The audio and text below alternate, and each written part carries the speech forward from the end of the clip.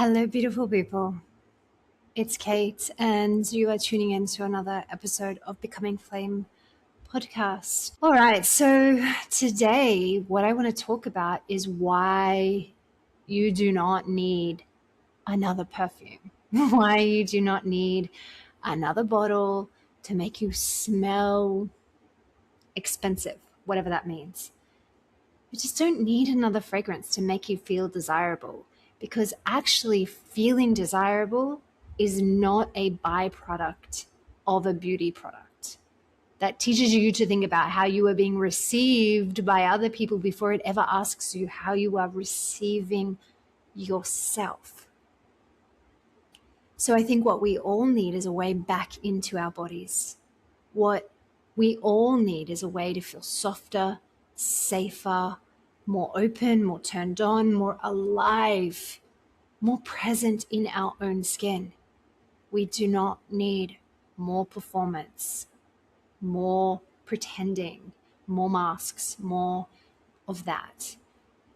It's about more contact, and that is the entire reason that PhenXX exists, because I believe that the modern fragrance industry has trained women into this very subtle kind of estrangement from themselves. Not just from ingredient truth and opaqueness and, hiding behind fragrance, and not just from the intelligence of plants, but even from their own bodies. Because most perfume is sold to women as projection. How you smell to others, how you land in a room for others, what mood you signal to others, how expensive do you feel, how desirable do you seem. All of this is external. It's like, how memorable are you to somebody else?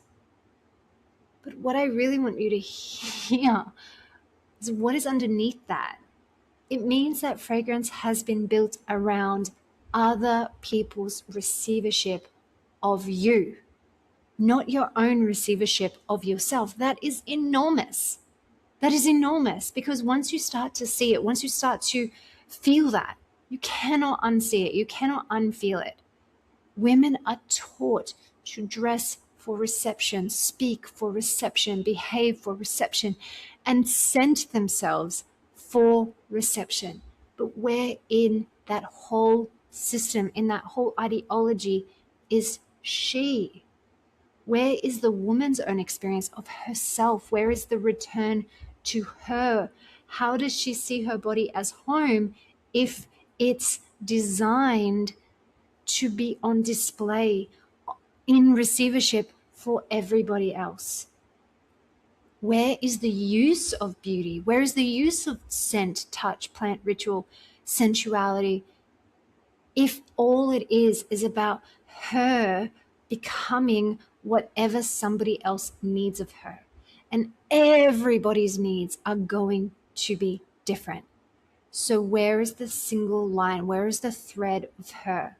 Where is her beauty for her? Where is her scent for her touch for her?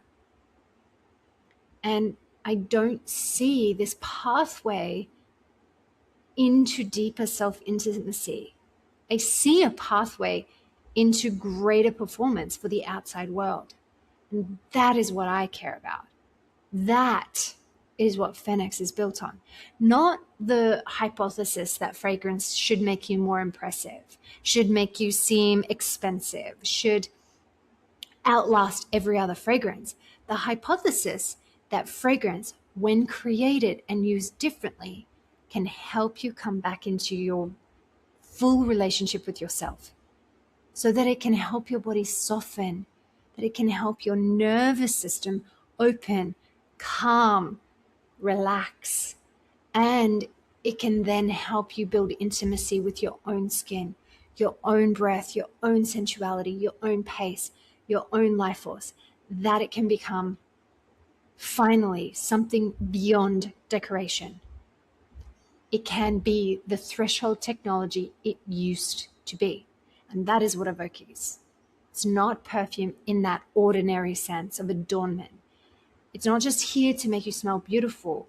It's here to help you create a state of deeper contact, a state of sensual embodiment, a state of softness without collapse, without being subservient without being dominated over, softness for softness' sake, softness because that's the receptivity point, softness because you are safe, you can relax, you are intimately connected to self. And it's a state of erotic aliveness that is not performance, not theater, not costume, not this image, not this obligation, right? It's a state where you actually feel yourself. Because most women are not lacking beauty. They're lacking access to their own body, access to stillness, to real safety, access to pleasure that is not being produced for somebody else. Even access to beauty that does not immediately get rerouted into somebody else's consumption or self-judgment or comparison or consumption or, saleability. And I think that this is one of the reasons so many women feel exhausted, because almost everything about them, their body, everything in the beauty world is still built around the gaze. Being more attractive, look younger, smell better, optimize the surface. Yeah, improve the package. But the body is not packaged. The body is alive. Our skin is alive. The nervous system is alive. We are alive. The psyche is alive. And what you put on your skin is entering a relationship with a living field. You are a living field. You are a technology system, and that should change everything.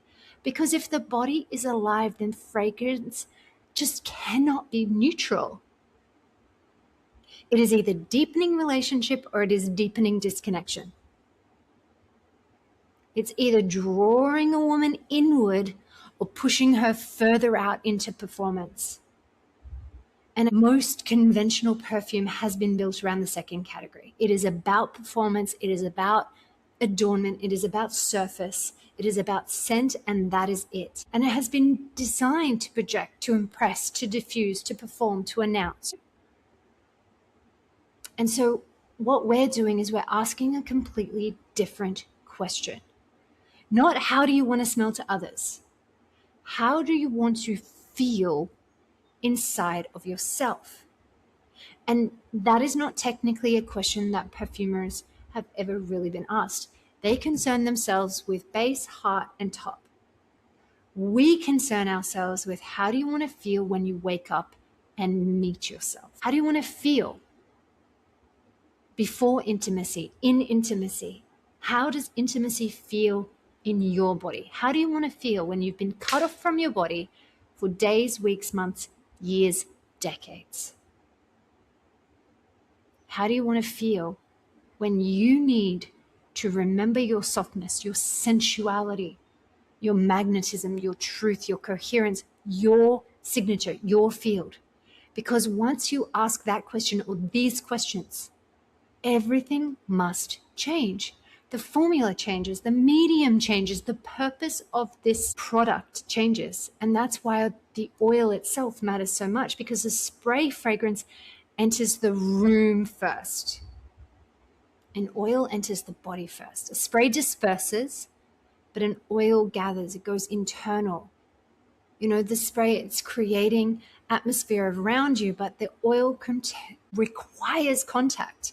It requires stillness. It requires touch. It requires tactility. So that spray can be so unconscious. You don't need to participate, but an oil asks for participation. You need to apply it with your hand. You need to choose where it goes. You need to touch yourself. You need to slow down. You need to naturally put your hands to your throat or to your body or to your nose. You choose where it goes, how it goes, and you choose who you be in that moment. You choose a moment of stillness. It requires a pace shift. Yeah? It requires your presence to be involved. And that means the oil itself is not just a format, it's actually a philosophy.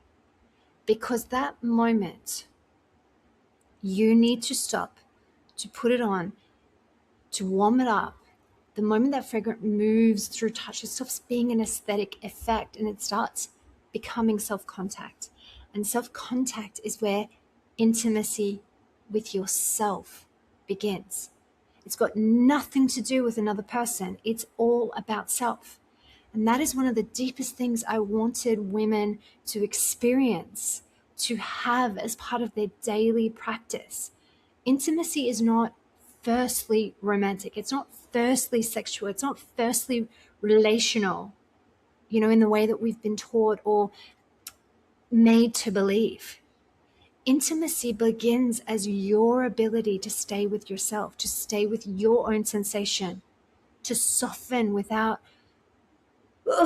bracing, leaving, to just receive, to remain present in your own body and let that beauty in, let that pleasure in, let that truth in.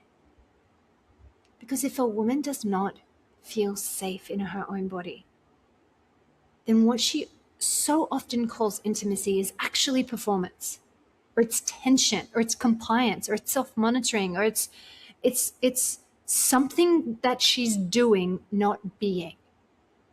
So safety has to come first. Before sensuality becomes alive, it must become relational. Before fragrance becomes seductive, it can become devotion, and you can become this devotional medium. You can create a self-devotional practice of self-safety, of self-intimacy, of self-love in a way that is not just forcing something through mirror work or through self-care. You're actually being aided by not only the scent, but the botanical intelligence itself. And that's where Evoke works, right? Like when a woman opens to herself, then she can open to another and not the other way around. And so Evoke works not by forcing, not by performing, not by promising some kind of synthetic fantasy of desirability, but by helping the body remember. Remember softness, reverence, sensuality, beauty as a portal, not as a demand, not as a promise, not as a deliverable. But remember that the body is not an object to decorate, but an intelligent field to inhabit. And she is this intelligent field she must inhabit if she is going to ever know her true beauty, her true capacity, her creativity, her sensuality, her life force, erotic nature. All comes from an ability to inhabit the body, to be connected in self, in the body, in truth.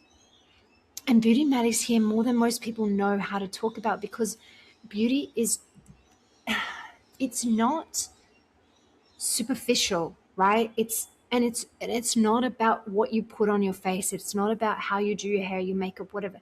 Beauty is one of the fastest ways to soften defense, because beauty interrupts numbness.